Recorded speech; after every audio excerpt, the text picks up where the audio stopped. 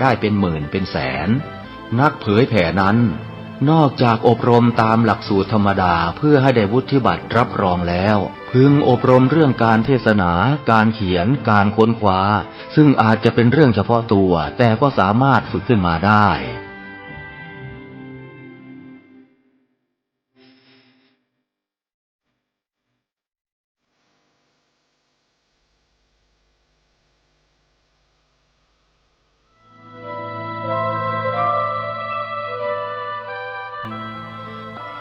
งานเผยแผ่พระพุทธศาสนาของไทยเราในขณะนี้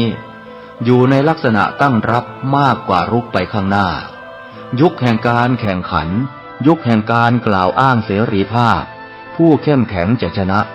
สุดท้ายจะครอบครอง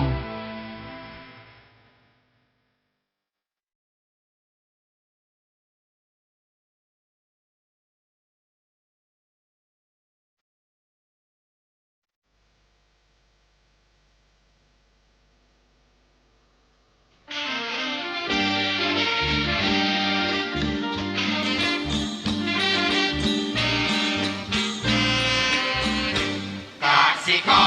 รแข็งทำเป็นกระดูกสันหลังของชาติไทยจะเรืองอำนาจเพราะไทยเป็นชาติกสิกรรมกสิกรแข็งทำเป็นกระดูกสันหลังของชาติไทยจะเรืองรายการต่อจากนี้ไป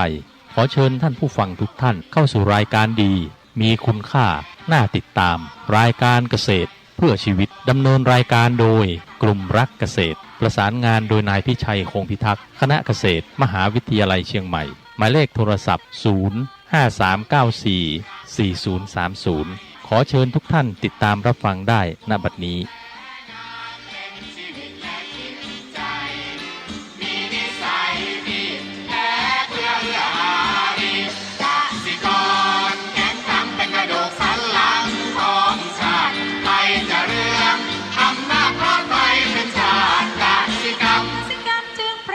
เป็นหลักมันอาชีพสำคัญผู้ไทยที่ไรสีใครจะเก็บไทยจะแข็งแรงทวีสวัสดีครับท่านผู้ฟังพบกับรายการเกษตรเพื่อชีวิตสำหรับวันนี้เสนอเรื่องการเปลี่ยนแปลงก่อนเข้าสู่รายการก็มีธรรมะมาฝากท่านผู้ฟังหัวข้อจากหนังสือพจนานุกรมพุทธศาสตร์ฉบับประมวลศัพท์เรียบเรียงโดยเทพเวทีประยุทธ์โตมหาจุฬาลงกรณราชวิทยาลัยพิมพ์เผยแพร่ปี2533หัวข้อวัดธรรมะวันนี้คือธรรมนิยามคำว่าธรรมนิยามคือการกำหนดแน่นอนแห่งธรรมตามธรรมดาหรือแปลว่ากฎธรรมชาติที่ว่าด้วยสังขารทั้งปวงไม่เที่ยงสังขารทั้งปวงเป็นทุกข์สังขารทั้งปวงเป็นอนัตตาก็เชื่อมโยงกับลักษณะไตรลักษณ์คือลักษณะที่เป็นไปตามคือ3อย่างคือไม่เที่ยงเป็นทุกข์ความไม่ใช่ตัวตนคืออนิจจังทุกขังอนัตตาทุกคนก็ทราบพวกนี้อยู่จะทราบลึกซึ้งอย่างไรก็ต้องไปดูความหมายที่ลึกก็ไปอีกเพราะว่าเป็นยังไงนั่นคือเขาเรียกว่าสามัญลักษณะคือลักษณะที่เสมอกันแก่สังขารทั้งปวงได้แก่อนิจจตาความเป็นของไม่เที่ยงทุกขตาความเป็นทุกข์หรือความเป็นของคงทนอยู่ไม่ได้3อนัตตาก็คือความเป็นของไม่ใช่ตัวตนแสดงความตามบาลีสัพเพสังขาราอนิจจาสังขารทั้งปวงไม่เที่ยงสัพเพสังขาราทุกขาสังขารทั้งปวงเป็นทุกข์สัพเพธัมมาอนัตตาธรรมทั้งปวงมิใช่ตัวตนนะลักษณะ3อย่างเรียกว่าไตรลักษณ์ถ้าดูตรงนี้ลักษณะเหล่านี้เป็นของแน่นอนเป็นกฎธรรมดา จึงเรียกว่าเป็นธรรมนิยามเรารู้ตรงนี้คือปกติเราทุกคนรู้หมดแล้วแต่จะรู้แล้วลึกซึ้งยังไงมันขึ้นอยู่กับการให้ความสำคัญถ้าเราให้ความสำคัญนะเราก็จะ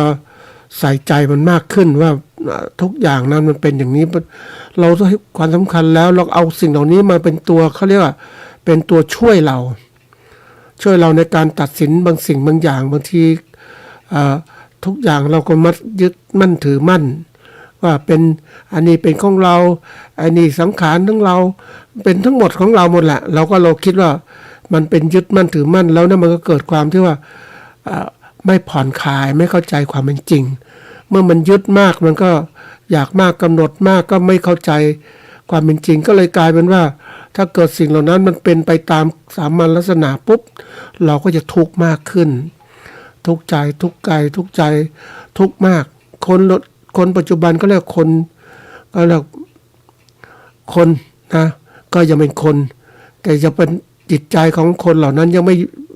ยกระดับไปถึงความเป็นมนุษย์มันก็วางไม่ได้ก็มีความทุกข์ทั้งนั้นนะเราก็ทุกข์ชีวิตนี้เต็มไปด้วยทุกข์ทั้งนั้นแหละถ้าคนไม่เข้าใจทีนี้ทุกข์ยังไงมันเกิดขึ้นเรารู้เข้าใจเหตุแห่งทุกข์เราก็รีบจัดการวางเสียวางคือความวางยึดมั่นถือมั่นแล้วก็จัดการเตรียมการต่างๆว่าชีวิตมันเป็นอย่างนี้แหละสังขารมันเป็นอย่างนี้แหละนะเราก็เข้าใจมันเราก็ไม่ก็เลิกจะหัดวางตั้งแต่เรายังมีความคิดจิตใจเนี่ยที่ดีนะแต่ถ้าเรายึดมั่นถือมั่นมันก็กลายเป็นความหลงไปแล้วหลงไปยึดมั่นถือมั่นก็กลายเป็นว่านี่มันก็พาไปเกิดความทุกข์ยากลำบากในใจของเรานะอันนี้ก็มาเล่าให้ฟังเนื่องจากว่าเชื่อมโยงกับหัวข้อเรื่องวันนี้ที่จะพูดถึงเรื่องของการเปลี่ยนแปลงนะการเปลี่ยนแปลงนี่เรื่องการเปลี่ยนแปลงเคยพูดในสถานีวิทยุนี้แล้วมาหลายครั้งตั้งแต่เรื่องที่หนึ่งคือโลกเปลี่ยนแปลงนะสองเรื่องการเปลี่ยนแปลงที่ถูกสามสู่การเปลี่ยนแปลงสี่รู้สู่การเปลี่ยนแปลงห้าการเปลี่ยนแปลงทางธุรกิจที่เราพูดถึงธุรกิจเกษตรของเรานี่แหละนะธุรกิจมันเปลี่ยนแปลงแล้วมันมีกำไรหรือขาดทุนมันก็เกิดขึ้นมันทุกอย่างมันเปลี่ยนแปลงทั้งนั้นแหละทีนี้วันนี้จะมาพูดถึงทฤษฎีของการเปลี่ยนแปลงที่จะทำให้เรารู้ว่าคือการที่เราให้ความสำคัญเนี่ยคือให้ความสำคัญกับการรู้ถึงการเปลี่ยนแปลงเพื่อที่จะเราได้ตระหนักกับการเปลี่ยนแปลงไม่ใช่ว่าฉันรู้แล้วแล้วรู้ไม่จริงรู้ไม่ซึ้งท่านผู้ฟังมันก็เลยกลายเป็นว่าไม่รู้จักให้ความสำคัญเมื่อไม่ให้ความสำคัญปุ๊บเราก็ไม่สนใจมันก็เลยปล่อยไปแล้วมันเปลี่ยนแปลงขึ้นมาแล้วเนี่ยมันเกิดความทุกข์เกิดขึ้นนะอันที่สองความสำคัญเรื่องนี้คือเราต้องรู้ทันรู้การเปลี่ยนแปลงรู้การเปลี่ยนแปลงมันมีอยู่3ระดับคือรู้ตามการเปลี่ยนแปลงที่เกิดขึ้นอันที่สองรู้ทันการเปลี่ยนแปลงที่มีอยู่อันที่สามรู้นำการเปลี่ยนแปลงที่จะเกิดขึ้นในอนาคตถ้าเรารู้ทั้งหมดแล้วก็มาเข้าสู่ความสำคัญในสามก็คือเรื่องของว่ารู้แล้วเราก็รีบปรับตัวเสียปรับตัวสู่การเปลี่ยนแปลงเหล่านั้นหรือปรับตัวนำการเปลี่ยนแปลงเหล่านั้นนะเราก็จะถ้าเกิดประโยชน์ในการที่จะเขาเรียกว่าได้ประโยชน์ตัวนี้คือเราปรับตัวก่อนรู้ก่อนอะไรก่อนมันก็ได้ประโยชน์มากกว่า ที่จะก็เรียกทำการเปลี่ยนแปลงช้าไปเมื่อช้าไปเนี่ยมันก็เสียหายทางธุรกิจนะตัวอย่างเช่นเรารู้ว่าข้างหน้าเนี่ยนะสถานการณ์โลกมันบีบคั้นมากเลยนะอาจจะเกิดสงครามเกิดขึ้นสมมตินะก็อาหารการกินก็จะขาดแคลนเพราะนั้นถ้าเรารู้ปุ๊บเราก็เตรียมการผลิตอาหารไว้นะคนก็จะซื้อราคาที่สูงขึ้นเหมือนเรารู้ลูกค้าของเราว่าลูกค้านั้นต้องการ อาหารชนิดนี้เราผลิตไว้ล่วงหน้าแล้วเขาก็มาซื้อเราใช่ไหมเพราะเขาต้องการอ่ะอันนี้เป็นเรื่องของการรู้ก่อนได้ประโยชน์ก่อนมากกว่าที่เรารู้ช้าในโลกปัจจุบันมันเป็นโลกของการเรียนรู้ที่รวดเร็วและปรับตัวให้มันทันกับการเรียนรู้นะเราก็สามารถจะได้ประโยชน์มากเขาเอาชนะธุรกิจกันเรื่องนี้ทั้งนั้นแหละเรื่องของการรู้เร็วปรับตัวเร็วทำเร็วเอาชนะได้เอาชนะคู่แข่งเอาชนะลูกค้าคือสามารถเข้าใจลูกค้าได้ดีที่สุดธุรกิจเราก็ไปได้ดีนะทีนี้มาดูว่าไอ้การเปลี่ยนแปลงเนี่ยที่เรารู้ทั้งหมดเนี่ยนะมันเป็นอะไรบ้างนะให้มันรู้ความหมายจริงๆของเรื่องการเปลี่ยนแปลงเนี่ยเพื่อเราจะได้เข้าใจนะคือความหมายของการเปลี่ยนแปลงก็คือกระบวนการที่สิ่งต่างๆไม่คงสภาพเดิมแต่ปรับหรือพัฒนาไปสู่ทางใหม่นะจากปัจจัยภายใน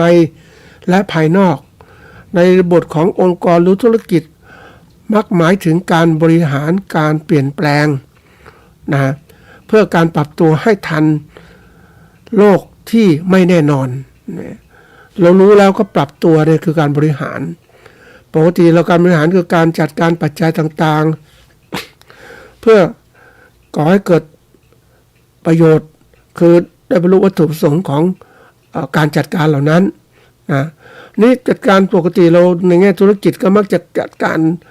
เพื่อธุรกิจเพื่อได้กำไรทำไงได้กำไรผลิตอย่างไรนะตลาดอย่างไรทำให้ได้กำไรทีนี้ในกระบวนการนี่คือกระบวนการบริหารธุรกิจแต่ในเรื่องของตัวหนึ่งที่มันเกิดขึ้นคือในทุกขั้นตอนของการบริหารเนี่ยมันจะมีการเปลี่ยนแปลงทุกเกิดขึ้นตลอดเวลา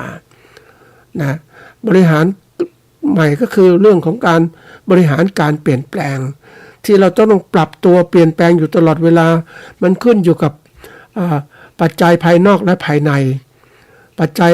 ภายในก็คือตัวเราเองนี่แหละมันก็เรียกว่ามันมีการเปลี่ยนแปลงบางทีเราอยู่ในวัยรุ่นวัยหนุ่มวัยทำงานก็เก่งมีความคล่องแคล่วแต่ตอนถึงวัยชราปุ๊บมันไม่คล่องแคล่วแหละนี่ต้องทำยังไง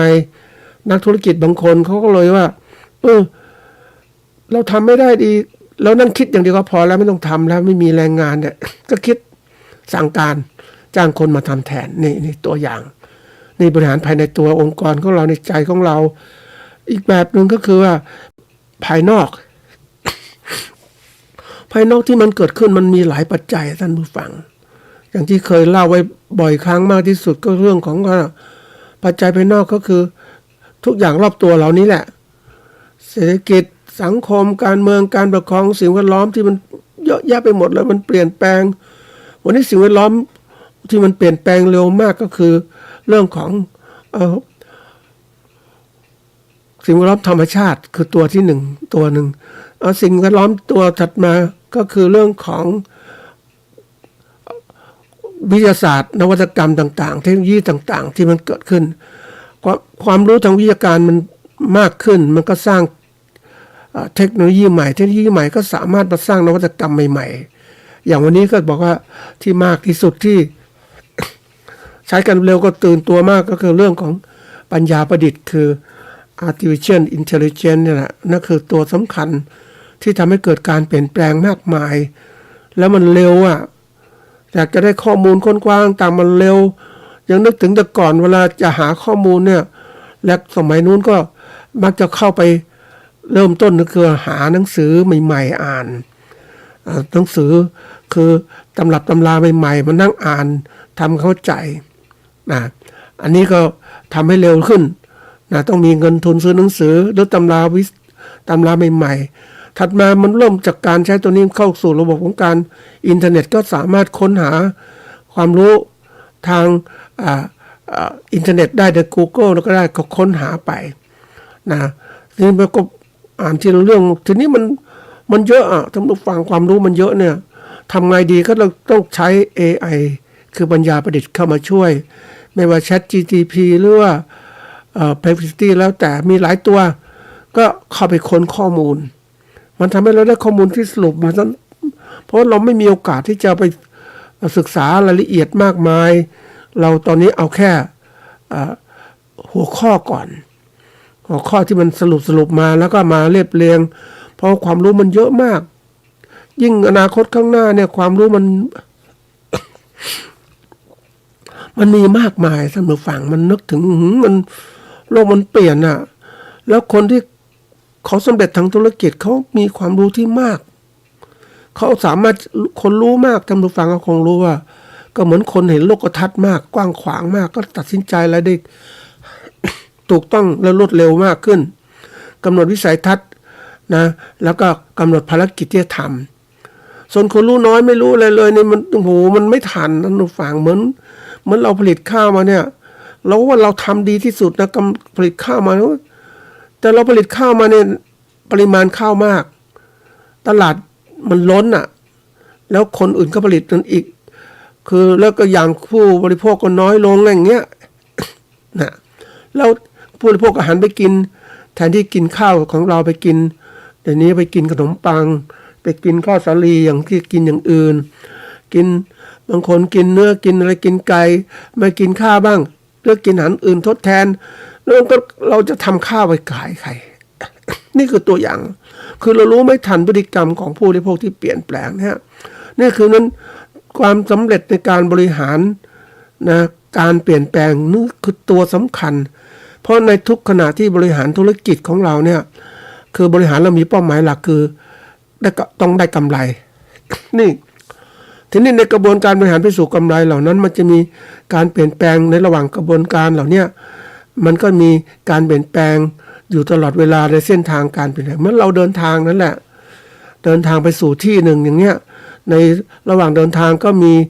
สองข้างทางคือภายนอกมันก็มีอาจจะมีขโมยอาจจะมีเรื่องนู้นเรื่องนี้อีกเดินทางที่ยากลำบากสิ่งแวดล้อมไม่ดีอย่างเงี้ยนะและตัวเราเนี่ยนั่นคือตัวหนึ่งสำคัญตัวเรามีความอดทนมุ่งมั่นไหมในการเดินในการไปสู่เป้าหมายเหล่านั้นนี่คือส่วนสำคัญเพราะนั้นคนที่จะบริหารได้เก่งนะครับก็คือต้องเข้าใจเรื่องการเปลี่ยนแปลงที่เกิดขึ้นบนเส้นทางของการไปสู่เป้าหมายนั่นแหละจะมีการเปลี่ยนแปลงอยู่ตลอดเวลาโดยความหมายของเขาการเปลี่ยนแปลงเนี่ยสรุปนิดนึงคือกระบวนการหรือเหตุการณ์ที่ทำให้บางสิ่งบางอย่างเปลี่ยนจากเดิมเช่นในระดับบุคคลองค์กรสังคมอาจจะเกิดความจำเป็นในการปรับตัวในธุรกิจในธุรกิจก็ต้องมีการวางแผนและดำเนินการเพื่อลดผลกระทบจากการเปลี่ยนแปลงและสนับสนุนให้เกิดผลลัพธ์ที่ประสบความสำเร็จ เราเปลี่ยนแปลงไปเพื่ออะไรเรารู้จัดการเปลี่ยนแปลงก็เพื่อเราต้องการผลลัพธ์ความสำเร็จนั่นเองคือกำไรทางธุรกิจถ้ามองในแง่ธุรกิจหรือความอะไรในแง่ของความธุรกิจที่มันยิ่งใหญ่กว่านั้นก็คือความยั่งยืนของธุรกิจที่เราสามารถทำกำไรได้ทุกปีองค์กรเราจะดีเราลดปัญหาต่างๆที่เกิดขึ้นนี่คือสิ่งสำคัญนะสำคัญเนี่ยคือเราต้องปกติเราจะทำสำเร็จได้ก็ต้องใส่ใจกับการเปลี่ยนแปลงการเปลี่ยนแปลงมีความสำคัญเพราะช่วยให้องค์กรปรับตัวเข้ากับสถานการณ์ใหม่ๆนะปรับประสิทธิภาพรักษาความสามารถในการแข่งขันลดการหยุดชะงักของการต่อต้านเรื่องต่อต้านต่างปัจจุบันในการเปลี่ยนแปลงมันรวดเร็วมากองค์กรที่ไม่เปลี่ยนแปลงอาจจะไม่สามารถอยู่รอดได้โดยเฉพาะในธุรกิจ SME อย่างเกษตรกรที่ต้องรับมือกับเทคโนโลยีและการตลาดส่งออกอันนี้เรื่องใหญ่นะท่านผู้ฟังยังไม่ค่อยมีใครพูดเท่าไหร่นะเรื่องของ SME ที่เรามีการสนับสนุนให้ผู้เกษตรกรเป็นผู้ประกอบการขนาดเล็กขนาดกลางเพื่อจะได้เติบโตขนาดใหญ่แต่เขาต้องสู้มากนะองค์กรที่ SME ที่ประสบความสำเร็จเนี่ยเขาสู้จริงๆนะท่านผู้ฟัง นึกถึงเนี่ยถ้าเขาไม่มีความมุ่งมั่นเขาลำบากมากนะแต่ทีนี้เมื่อเขาสำเร็จแล้วเนี่ยเขาก็เติบโตได้เป็นองค์กรธุรกิจขนาดใหญ่นะก็เหมือนกับเป็นต้นแบบให้กับคนอื่นๆที่เราเห็นนะแต่คนที่ไม่สำเร็จเนี่ยโอ้มันทุ่มไปเท่าไหร่มันขาดทุนไม่สำเร็จปุ๊บมันถอยหลังเลยนะท่านผู้ฟังเคยไปดูเกษตรกรคือ O-Top กลุ่มเขา O-Top ที่มีความมุ่งมั่นอยากจะเป็น SME นี่การบริหารธุรกิจของเขาเนี่ยเขาต้องเก่งอ่ะแต่เขาไม่เก่งพอเพราะว่าอะไรคือความที่เขาต้องเก่งเรื่องการบริหารและการตลาดยิ่งตลาดไปเจอขนาดผู้ประกอบการธุรกิจขนาดใหญ่เนี่ยมันแข่งขันลำบากจริงๆนะคือเรื่องของการแข่งขันเนี่ยมันเราก็คงรู้อ่ะถ้าเราเป็นนักต่อสู้อ่ะท่านผู้ฟังเชื่อไหมว่าเราเคยดูมวยนะมวยในการต่อสู้ตั้งแต่สมัยก่อนมีมวยปั้มที่ดูโทรทัศน์ตั้งแต่เก่าๆมวยต่อสู้ของเรามวยสากลมวยไทย มันทุกอย่างอ่ะมันก็มีในเวทีก็มีผู้แพ้ผู้ชนะ ทีนี้เราเองเราต่อสู้เนี่ยมันเหมือนกับว่ามันชกมวยหมู่มันมีมวยมันทุกคนต้องสู้กันตลอดมันแทนที่มีคู่เดียวนะแล้วมันมีหลายคู่อ่ะไม่รู้มันต่อยกันไปต่อกันมาคือในเวทีอาจจะมีปกติมันมี2 คนนะผู้ต่อสู้ที่เขายกอย่างนั้นแต่นี้มันมีหลายคนอ่ะหลายคนก็ต่อสู้กันไปกันมามันต่อยกันมั่วไปหมดอ่ะนะใคร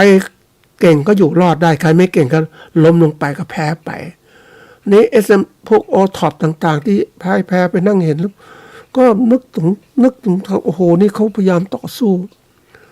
เขาสู้ไม่ได้เขาก็ขาดทุนนะไม่ต้องดูฟังเพราะตอนที่เขาผลิตสินค้าจากเป็นเกษตรกรเป็นแล้วก็เป็นโอท็อปเขาผลิตสินค้ามาเพื่อจะขายในเวทีในสนามการขายตลาดนี่แหละปรากฏว่ามันมีคนขายเยอะมากทุกคนก็อยากจะเป็น SME หมดเลยอ่ะแต่ทีนี้คนซื้อเนี่ยมันมีนิดเดียวทำไงมันแข่งกันมันแย่งไงนี่คนที่ขายไม่ได้ก็ต้องขาดทุนลงทุนไปแล้วมันขาดทุนใช่ไหมเพราะฉะนั้นนี่คือตัวสำคัญที่เราเวลาเราวางแผนธุรกิจของเราเนี่ยเรามีเป้าหมายก็คือว่า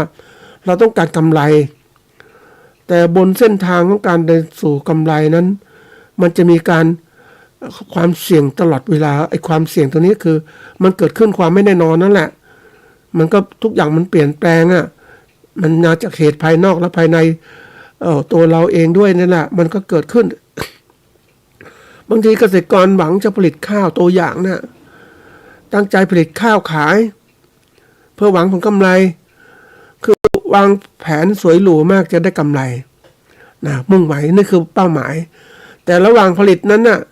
มันเจอสภาพความไม่แน่นอนดินฟ้าอากาศความแห้งแล้งศัตรูข้าวระบาด น้ำไม่พอแล้วก็โลกอากาศร้อนขึ้นนะแรงงานเกษตรก็ไม่ค่อยมีแพงขึ้นค่าน้ำมันค่าปุ๋ยค่ายาค่าแมลงทุกอย่างแพงหมดแล้วมันเปลี่ยนหมดอ่ะท่านผู้ฟังเพราะเราไปคาดหมายมันไอ้สิ่งที่เปลี่ยนแปลงมั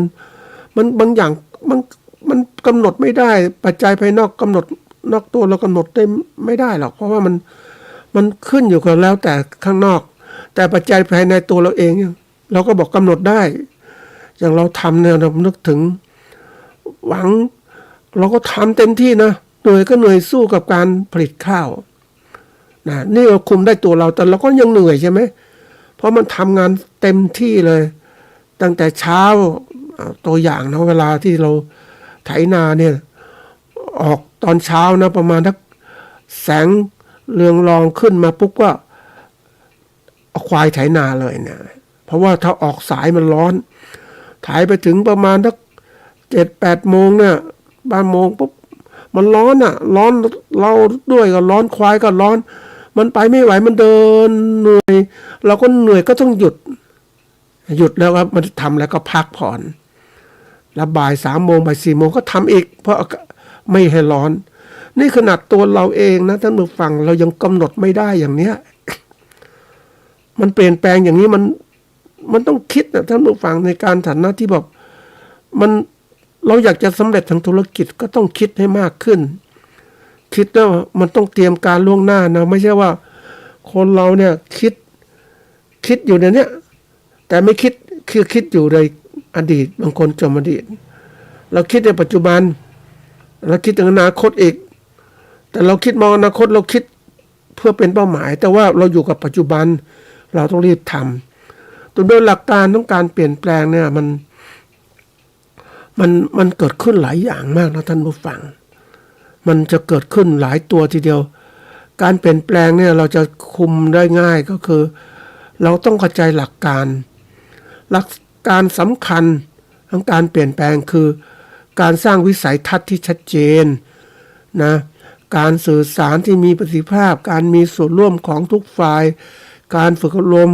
การกำหนดเป้าหมายทุกอย่างหมดเลย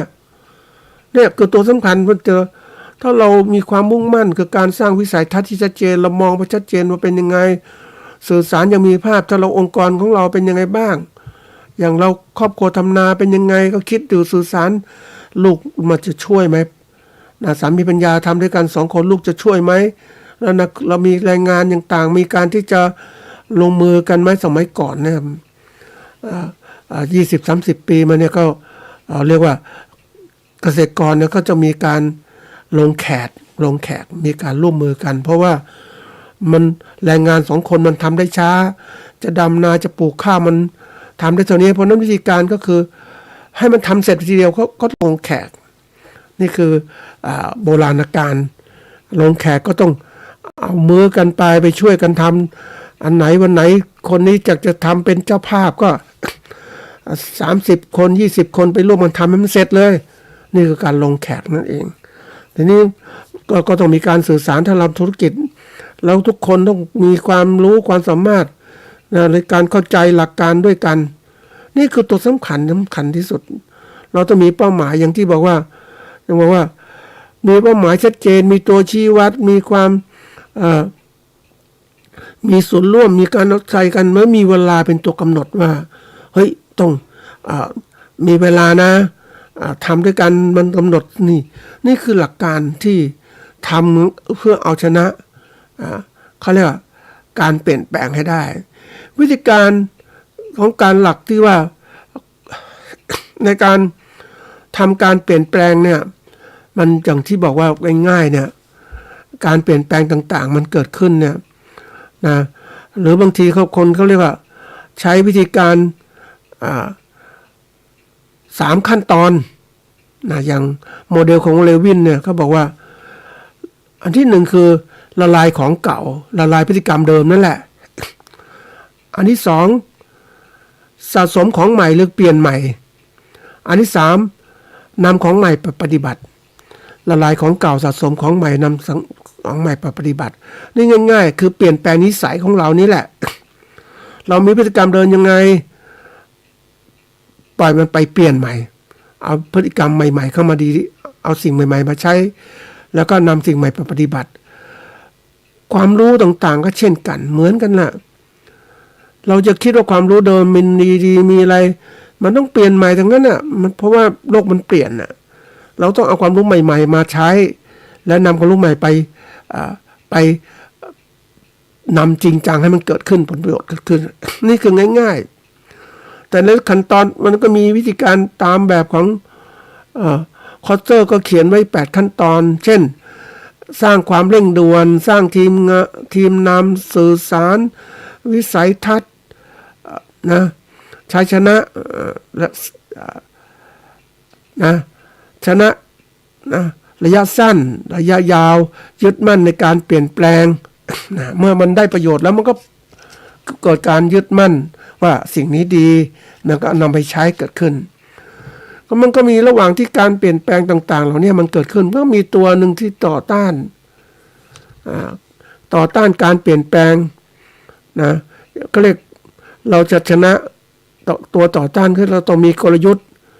ลดการต่อต้านการเปลี่ยนแปลงนะมุ่งเน้นการสื่อสารความเข้าใจในพนักงานเข้าใจพนักงานการสร้างส่วนร่วมและการให้การสนับสนุนการให้เกิดการยอมรับและการมีส่วนร่วมที่แท้จริงทุกอย่างมันมีการต่อต้านทั้งนั้นนะท่านผู้ฟังเราอย่างสมมติเราจะเดินทางไปสู่ที่หนึ่งมันก็มีต่อต้านทีมงานไม่อยากไปตัวเราอยากไปแต่ทีมงานไม่อยากไปคนไม่ไปนะมันก็ต้องสร้างความเข้าใจเกิดขึ้นเพราะว่าเราต้องทำตรงเนี้ยนะไม่ใช่ว่าเฮ้ยเรา คือถ้าเราทำเป็น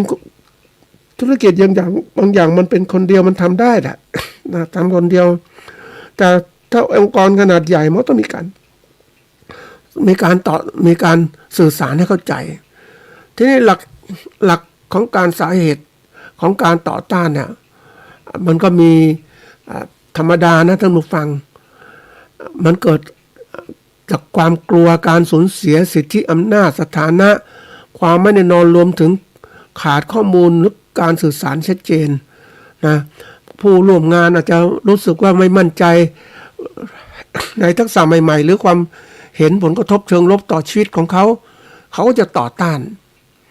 ไอ้ตัวเราเองก็มีลักษณะต่อต้านนะท่านผู้ฟัง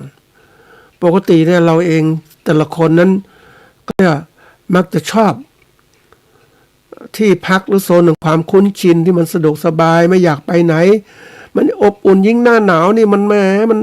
อยากจะนอนบนที่นอนสบายๆไม่อยากออกจากที่นอนมันหนาวนี่คือมันคุ้นชินกับความเขาเรียกว่าสะดวกสบายอย่างเดิมๆแต่ตัวที่มันต่อต้านคือโซนของความกลัวเพราะเราไม่รู้จะเกิดอะไรแน่นอนหรือเปล่าเนี่ยเราก็กลัวไม่อยากจะทำแต่เราเอาชนะความกลัวออกไปสู้กับความหนาวอย่างเนี้ยออกจากที่นอนไปแล้วหลังจากนั้นก็จะเข้าสู่โซนของความก้าวหน้าทางธุรกิจที่เราทำลงมือทำออกจากที่นอนมาทำงานนะโอ้ยแต่ก่อนนึกถึงว่าสมัยเด็กๆอากาศมันหนาวท่านผู้ฟังเราทำงานข้างนอกมันหนาวเสื้อผ้าก็ไม่ก็มีใส่มันหนาวแต่นอนคุดในที่นอนมันไม่ได้มันต้องออกไปเพราะว่ามันต้องทำงานก็เลยถึกออกไปก็ดีแล้วไปเจอเขาเรียกว่าแสงแดดอ่อนๆแสงพระอาทิตย์ก็ขึ้นมานะโอ้เริ่มดีขึ้นแล้วเราทำงานขึ้นมันก็ร่างกายก็ร้อนขึ้นมันก็สู้กับความหนาวได้นะแล้วทำสุดเราก็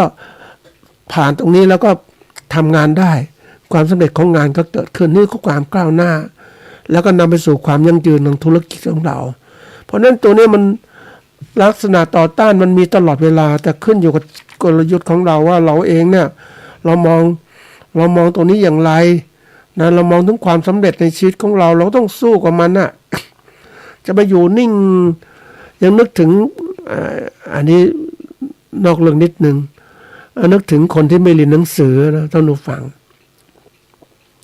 คนไม่เรียนหนังสือบอกเรียนก็ไปก็ปวดหัวเปล่าแล้วก็ต้องไปโรงเรียนอยู่สบายๆที่บ้านดีกว่าแต่ถ้าเราเป็นคนที่คิดไม่ได้เราอยากรู้อยากเห็นต้องเรียนมันทำให้มีความฉลาดเกิดขึ้นเขาหรอกการเรียนรู้คือหนทางไปสู่ความสำเร็จนะอันแรกคือต้องรู้ซะก่อนรู้แล้วก็ทำอย่างที่มันมีสัมมาทิฏฐิมันก็เกิดสัมมาทิฏฐิสัมมาสังกัปปะนะสัมมาวาจามันก็เกิดซึ่งมันอาชีวะมันก็เกิดขึ้นมันทุกอย่างนะมันจะเกิดขึ้นลามมาหมดนะถ้าเรามีอะไรที่ถูกต้องก็รีบทำคือนี่คือเอาชนะสิ่งที่ต่อต้านนะคนเราถ้ารู้จักว่าการเปลี่ยนแปลงมันไม่แน่นอนปุ๊บยิ่งที่บอกว่าพูดถึงความไม่แน่นอนต่างๆเป็นทุกข์ต่างๆความไม่ใช่ตัวตนต่างๆเนี่ยให้เรารู้สามัญลักษณะเพื่อเราต้องเข้าใจว่าเราทำให้เกิดความรู้แล้วก็ไปเรียนรู้ทำให้เกิดความเข้าใจเมื่อเข้าใจมันดีแล้วเราก็จัดการกับมันได้อย่างถูกต้องมันก็จะเป็นเรื่องของธรรมดาเข้าใจแล้วเนี่ยมันก็ทำอะไรที่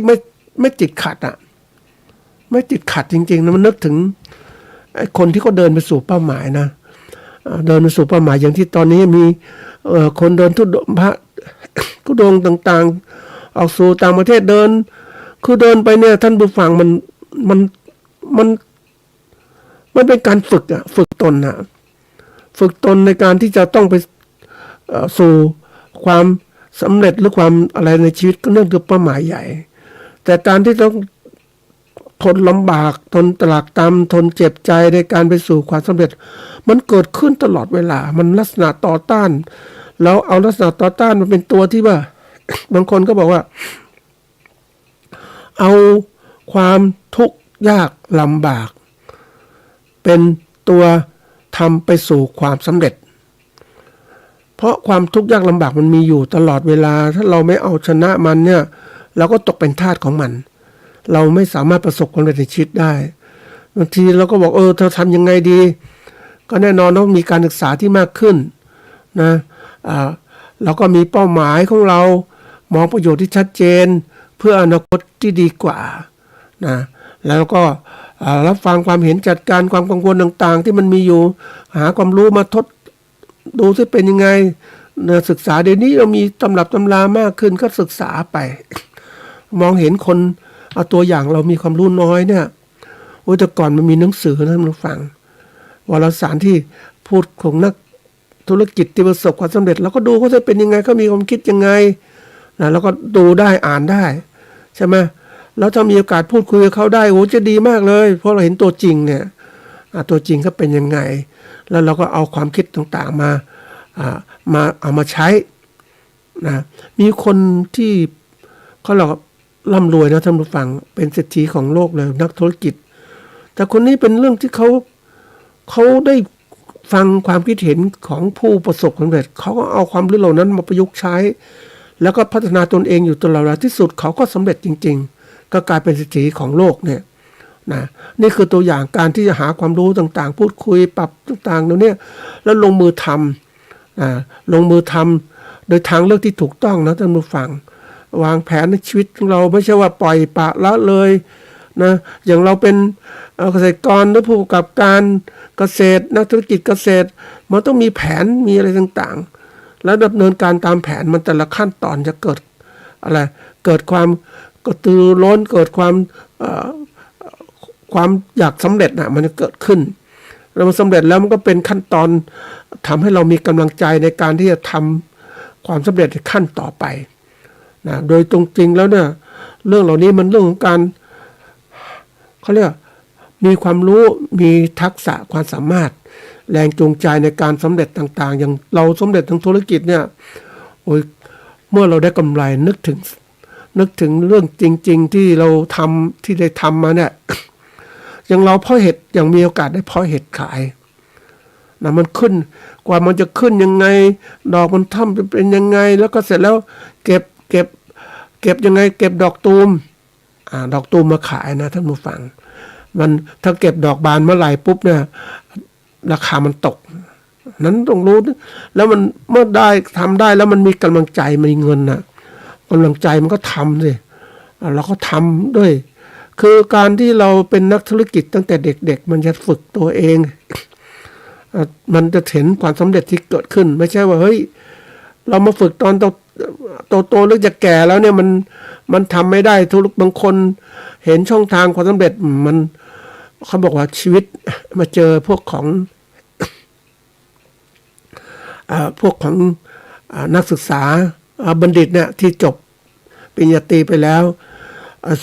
หลายปีแรกเนี่ยเนาะตั้งแต่จบไปมันก็จบประมาณ22-21แถวเนี้ยนะจบปริญญาตรีก็ไปทำงานก็เที่ยวไปเที่ยวมามันสนุกมันคนได้สู่โลกกว้างท่านผู้ฟังมันก็ใช้ชีวิตไปเรื่อยๆท่องเที่ยวไปทำงานไปอะไรต่างๆยังไม่ได้มีเป้าหมายชีวิตที่ชัดเจนนะมันก็เลยบอกว่ากว่าจะรู้ชัดเจนแล้วกว่าจะเป็นความสำเร็จธุรกิจเกิดขึ้นเขาบอกผมสำเร็จทางธุรกิจเมื่อผมอายุ40 ปีเนี่ยเพราะว่าตอนนั้นมันไม่มั่นคงยังไม่มีความแน่นอนแต่มันสำเร็จตอนนั้นปุ๊บมันมีความมุ่งมั่นจาก40 ปีถึง50 ปีมันตั้งอกตั้งใจมากเลยแล้วก็กลายเป็นเศรษฐีขึ้นมานี่คือตัวอย่างมากว่าจะเรียนรู้โลกมันต้องศึกษาอย่างนี้รางวัลชีวิตที่มันเกิดขึ้นก็คือว่าแต่ละขั้นตอนมันก็สอนตัวเจ้าของเองว่าทำอย่างนี้ผิดทำอย่างนี้ถูกอะไรต่างๆที่มันคิดกว่าจะเรียนรู้ตรงนี้มันยากเหมือนกันนะท่านผู้ฟังนะแล้วก็ความที่เขามุ่งมั่นใฝ่ฝันที่ว่าจะสำเร็จได้เนี่ยมันต้องทำนะคือลำพังแค่คำคิดมันไม่ได้นะท่านผู้ฟังคิดอย่างเดียวไม่ได้คิดก็แค่คิดคิดไปคิดมาคิดซ้ำซากอยู่นั่นแหละอยู่ในหัวสมองแต่ถ้าเราคิดเองเนี่ยเรารู้จักว่าคิดให้มันออกมาเป็นเรื่องเป็นราวเพราะนั้นวิธีการคิดก็ต้องออกมาเป็นอะไรเป็นแผนงานเลยเขียนบนกระดาษเสียนะ ภายในกระดาษ1 หน้าเนี่ยมันมีวิธีการคิดแบบกระดาษ1 หน้านะท่านผู้ฟังกระดาษ1 หน้าแบบ A4 นี่แหละเราคิดจะเป็นยังไงก็เขียนมันลงไปนะจากจุดตัวเราไปสู่กี่ปี5 ปี3 ปี5 ปี10 ปีข้างหน้าจะเป็นไงวางไว้เลยเขาเรียกว่าปักหมุดชีวิตนะบนเส้นทางของความเดินทางอย่างที่เราเดินทางเนี่ยมันก็จะมีหลักกิโลที่บอกว่ากิโลที่1ที่2ที่3แต่ละกิโลเป็นยังไงแล้วก็รู้เราก็เตรียมการนี่คือการวางแผนเรายังไม่ไปไหนเราก็รู้ว่าสมมุติว่ากรุงเทพเชียงใหม่มัน600 กว่ากิโลใช่ไหมเราก็ตั้งเลยกิโลที่1ที่ไหนที่2ที่3เราจะไปถึงกี่วันแล้วก็ใช้เวลาแล้วก็ทำการอย่างนี้นี่คือการหัดวางแผนมันก็ยกจากความคิดต่างๆในสมองเรามาหยุดกระดาษแล้วก็เอากระดาษเรานี่มาตั้งเป็นเป้าหมายแล้วก็มองสู่ทุกวันเพราะนั้นมันจะไม่ได้คิดซ้ำซากมันคิดออกมาแล้วเนี่ยขั้นตอนเราเป็นคิดอย่างสมมติถึงกิโลที่50กิโลที่100 200เงี้ยมันจะคิดอะไรไปเรื่อยๆแต่ก่อนมันจะพัฒนาตนเองเนี่ยนี่คือสิ่งที่สำคัญนะท่านผู้ฟังตัวที่ต่อต้านการเปลี่ยนแปลงมันมีมากมายนะทุกขั้นตอนนะมันจะมีมากมายทีเดียวแต่ตัวชนะการเปลี่ยนแปลงคือใจของเรานะที่สมองความคิดของเรากำลังใจความมุ่งมั่นไปสู่ความสำเร็จมันจะทำให้เกิดการก็ได้อุตสาหะพยายามไปสู่ความสำเร็จทีนี้มันเรื่องของการเปลี่ยนแปลงนะมันก็มีทฤษฎีของการทฤษฎีการเปลี่ยนแปลงทฤษฎีคือแนวคิดที่มีต่อสิ่งใดสิ่งหนึ่งอันนี้ทฤษฎีการเปลี่ยนก็คือความคิดที่มีต่อการเปลี่ยนแปลงมันจะมีข้อมูลต่างๆก็มันจะเป็นทฤษฎีการเปลี่ยนคือกรอบการวางแผนที่อธิบายเส้นทางจากปัญหาปัจจุบันไปสู่ผลกระทบระยะยาวโดยตั้งสมมติฐานว่ากิจกรรมใดจะนำไปสู่การเปลี่ยนแปลงที่ต้องการ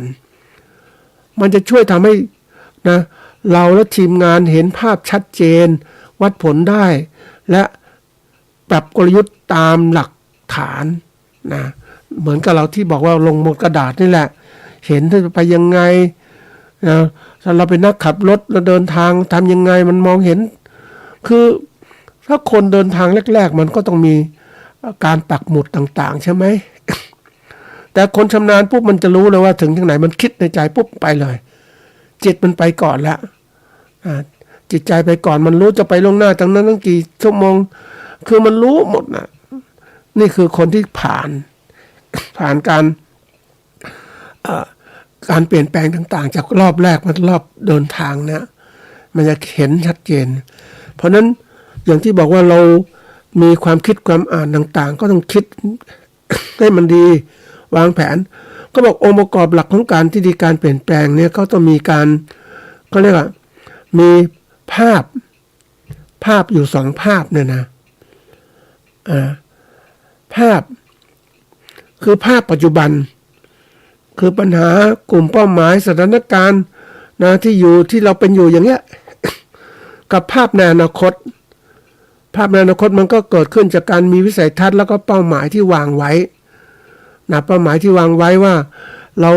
มีเป้าหมายอย่างไรนะเราอยากสำเร็จอย่างไรในธุรกิจเราสำเร็จจะเป็นยังไงต่อมันเห็น2 ภาพเนี่ยเพราะนั้นจากภาพปัจจุบันไปสู่ภาพมันก็ต้องมีอะไรคือตัวกิจกรรมนะที่เชื่อมต่อระหว่างภาพปัจจุบันไปสู่นะคือกิจกรรมก็คือวิธีการเชื่อมโยงจากปัจจุบันสู่อนาคต ซึ่งช่วงนี้มันเชื่อมโยงมันประกอบด้วยอะไรบ้างนะเราต้องการก็คือว่าประกอบด้วยทรัพยากรที่ต้องใช้เป็นยังไงบ้างในการเดินทางสมมุติอย่างนี้และการทำธุรกิจอย่างนี้ทรัพยากรที่ใช้เป็นยังไงผลที่ได้คือผลลัพธ์ที่เกิดขึ้นเป็นอย่างไรผลลัพธ์ทันทีนี่เรียกว่าเอาท์พุตนี่แหละนะมันเป็นยังไงแล้วเสร็จแล้วผลกระทบที่เกิดขึ้นคือเอาท์คัมที่เกิดขึ้นเนี่ยมันเป็นผลกระทบระยะกลางเป็นอย่างไรแล้วสุดท้ายก็คือผลกระทบระยะยาวก็คือ impact นะ ราะนั้นในตัวที่ว่าinput output outcome impact เนี่ยเป็นตัวที่เชื่อมต่อกันหมดมันไปสู่อะไรก็คือสู่เป้าหมายคือภาพอนาคตของเรา เราต้องทำอย่างนี้ท่านผู้ฟังทุกอย่างในการทำประกอบการธุรกิจของเราเนี่ยอย่างที่บอกในกระบวนการของการจะเป็นนักธุรกิจจากจุดปัจจุบันที่เราเป็นอยู่และจุดอนาคตที่เราต้องการทำงานวันนี้ได้กำไรถึงที่นั่นปุ๊บในตอนนี้ทีนี้เส้นทางที่ไปเนี่ยมันก็คือตัวที่เราต้องจัดการเหล่านี้แหละนะมองต่างๆทั้งหมดมันก็ต้องมีการประเมินผลนะองค์ประกอบหลักของการที่จะเปลี่ยนแปลงก็จะเกิดขึ้นแล้วแหละนะถ้าเราเอาชนะมันได้นะก็บอกว่าคนเราเนี่ยเขาบอกหลักการสำคัญในการที่จะทำให้เกิดการเปลี่ยนแปลงคือการคิด หลังการคิดย้อนหลังเริ่มจากเป้าหมายยาวค่อยๆกำหนดขั้นตอนนะก่อนหน้าโดยพิจารณาสมมติฐานและปัจจัยภายนอกนะที่เรามีอยู่นี่แหละคือคิดย้อนหลังนะมันจะเป็นตัวสำคัญถ้าเราบอกว่าเราต่อก่อนเรายากจนนะเราก็คิดจะทำไงดีวะเราจะอยากจะร่ำรวยไปข้างหน้านู้นแต่ปัจจุบันเราเป็นยังไงบ้างทีนี้มาอันที่สองคือการวัดผลและปรับตัวใช้เป็นตัวชี้วัดแต่ละขั้นตอนนะเราก็สร้างอะไรสร้างนะความคาดหวังนะสร้างคาดสถานการณ์ความเสี่ยงล่วงหน้าที่จะเกิดขึ้นมันจะมีอะไรเกิดขึ้นข้างหน้าเนี่ยต้องเตรียมการไว้ เราจะไปคิดว่ามันจะดีทั้งหมดมันมีอะไรเกิดขึ้นข้างหน้าได้นะแล้วก็มีการที่ว่าปรับปรุงอย่างต่อเนื่องตรวจสอบพฤติกรรมต่างๆที่นำมาสู่เป้าหมายนั้นเหมาะสำหรับงานหรือโครงการที่เราต้องการทำในธุรกิจของเราเนี่ยมันก็ต้องคิดอย่างนี้นะเพราะเราจะคิดว่ามันดีทั้งหมดไม่ได้มันอย่างที่บอกว่าจุดเริ่มต้นกับจุดเป้าหมายมันเส้นทางจากจุดเริ่มต้นสู่จุดเป้าหมายไม่มีการเปลี่ยนแปลงเกิดขึ้นตลอดเวลาเราต้องชนะการเปลี่ยนแปลงเหล่านั้นให้ได้อย่างวันนี้โลกมันเปลี่ยนท่านผู้ฟังน่ากลัวว่าโลกมันเปลี่ยนเนี่ย มันเปลี่ยนตลอดนะโลกคือโลกเปลี่ยนแปลงสภาพแวดล้อมต่างๆสิ่งสังคมเปลี่ยนแปลงแล้วเราไปสู่การเปลี่ยนแปลงเหล่านั้นเนี่ยเราต้องคิดให้ถูกต้องแล้วไปเปลี่ยนแปลงในทางที่ถูกมันก็ทำให้สำเร็จได้ถ้าเปลี่ยนแปลงทางที่ผิดมันก็ผิดไปเพราะฉะนั้นการเปลี่ยนแปลงมันมีอยู่เราต้องศึกษานะรู้สู่การเปลี่ยนแปลงแล้วก็ทำการเปลี่ยนแปลงไปสู่ความสำเร็จทางธุรกิจให้ได้คือเอาชนะการเปลี่ยนแปลงเขาบอกว่าขั้นตอนในการเอาชนะการเปลี่ยนแปลงเนี่ยนะก็มี5ข้อก็คือการกำหนดเป้าหมายระยะยาวระบุผลกระทบที่ต้องการเช่นรายได้ต้องการส่งออกพืชผลไปสู่ต่างประเทศนั้นก็ต้องมีการวางเป้าหมายระยะยาวอันที่2วิเคราะห์สถานการณ์ปัจจุบันระบุปัญหากลุ่มเป้าหมายการบริบทต่างๆเช่นการตลาดส่งออกแข่งขันสูงช่องทางตลาดธรรมดาไม่ได้ต้องมีช่องทางตลาดดิจิตอลต่างๆที่เกิดขึ้นอันที่3กำหนดผลลัพธ์ย่อยคือเอาคำคิดย้อนหลังจากเป้าหมายแบ่งเป็นระยะสั้นนะระยะสั้นระยะกลางจากเอาพุทเนี่ยผลที่ได้มาเป็นเอาคำแล้วเป็นอิมแพคเป็นผลแล้วก็ระยะยาวเนี่ยนะนี่ต้องมีการคิดกำหนดผลลัพธ์ที่เกิดขึ้นในทุกขั้นตอนอันที่4คือระบุกิจกรรมที่เราต้องทำในการที่เราจะเริ่มต้นทำให้มันสำเร็จเนี่ยคือกำหนดวิธีการทรัพยากรตัวชี้วัดต่างๆเราขาดความรู้ก็ต้องหาความรู้มีความรู้แล้วต้องหัดทำความรู้นั้นให้เป็นทักษะเตรียมการให้มันความสามารถในการทำงานนะเราขาดงบประมาณไม่พอเราก็ต้องเตรียมงบประมาณไว้นะอันนี้คือตัวสำคัญอันถัดมาก็คือการเขาเรียกว่าตรวจสอบสมมติฐานและปรับตัวในทุกขั้นตอนมันจะมีความเสี่ยงต่างๆเกิดขึ้นนะเรา คาดการไม่ได้เราต้องเตรียมการปรับตัวตลอดเวลานะเราต้องมีทฤษฎีของการเปลี่ยนแปลงบนเส้นทางสมมุติฐานที่มันมีอยู่การตั้งวันนี้แต่มันมีสมมติฐานไม่พอมันต้องมีทฤษฎีด้วยกรอบแนวคิดต่างๆที่จะทำให้เกิดความสำเร็จเขาบอกว่าบนเส้นทางของความตั้งทำงานเนี่ยมันต้องมีเป้าหมายหรือเป็นวัตถุประสงค์เป็นผลลัพธ์ที่เกิดขึ้นเป็นกิจกรรมต่างๆที่เป็นตัวเชื่อมโยงกันนะอันนี้เป็นความสำคัญมากเลยนะคือในเรื่องของการที่จะมีทฤษฎีการเปลี่ยนแปลงเนี่ยมันก็ต้องมีเขาเรียกว่ากรอบนะกรอบของการเปลี่ยนแปลงไอ้กรอบงานนั่นแหละนะที่จะทำให้เกิดความสำเร็จในการทำงานเรารู้ต่างๆทั้งหมดเราก็ต้องรีบจัดการเพราะว่าบางครั้งเนี่ยกลยุทธ์มันก็ต้องปรับตลอดเวลาให้มันทันกับการเปลี่ยนแปลงที่เกิดขึ้นบนเส้นทางต่างๆเหล่านั้นเพราะฉะนั้นคนที่จะใช้ตัวชี้วัดต่างๆในทฤษฎีที่มันเกิดขึ้นนะทฤษฎีมันทฤษฎีเดิมที่มันระวางไว้แต่มันมีการเปลี่ยนแปลงที่เกิดขึ้นเพราะนั้นแต่ละอย่างมันเปลี่ยนแปลงอยู่ตลอดเวลาเราก็ต้องพยายามเจาะลึกให้มากขึ้นคือเป้าหมายที่ชัดเจนมีตัวชี้วัดมีความสำเร็จต่างๆมีความเกี่ยวข้องแล้วก็มีกรอบเวลาที่วางไว้นี่คือตัวสำคัญท่านผู้ฟังแล้วการเปลี่ยนแปลงเนี่ยมันตัวที่จะทำให้เราสำเร็จไม่สำเร็จทางธุรกิจหรือการงานต่างๆเนี่ยมันเป็นตัวฝึกของเรานะท่านผู้ฟังว่าเราต้องมีตัวชี้วัดมีอะไรบ้างก็ตัวที่ว่าปัจจัยที่ใส่ลงไปเป็นยังไงผลลัพธ์เป็นยังไงผลกระทบเป็นยังไงแล้วimpact factor เป็นยังไงมันต้องมีให้หมดแหละท่านผู้ฟังนี่คือตัวสำคัญที่สุดของการที่เราเรียกว่าเข้าใจการเปลี่ยนแปลงเรารู้การเปลี่ยนแปลงแล้วนำความรู้เรานั้นไปใช้ให้เกิดความเข้าใจให้มันถูกต้องเริ่มจากกิจกรรมเล็กๆไปสู่กิจกรรมใหญ่ๆที่เกิดขึ้นได้ต้องใช้ตรงนี้เพราะว่าเราจะไปคิดว่าโลกมันดีทั้งหมดไม่ได้มันการเปลี่ยนแปลงมีอยู่ตลอดเวลาแล้วถ้าเราเอาชนะการเปลี่ยนแปลงไม่ได้เราก็ล้มเหลวเพราะทุกอย่างนะการเปลี่ยนแปลงเป็นตัวทำให้เกิดความเสี่ยงคือการเกิดขึ้นของสิ่งที่ไม่พึงปรารถนานั่นเองวันนี้หมดเวลาลงแล้วครับสวัสดีครับ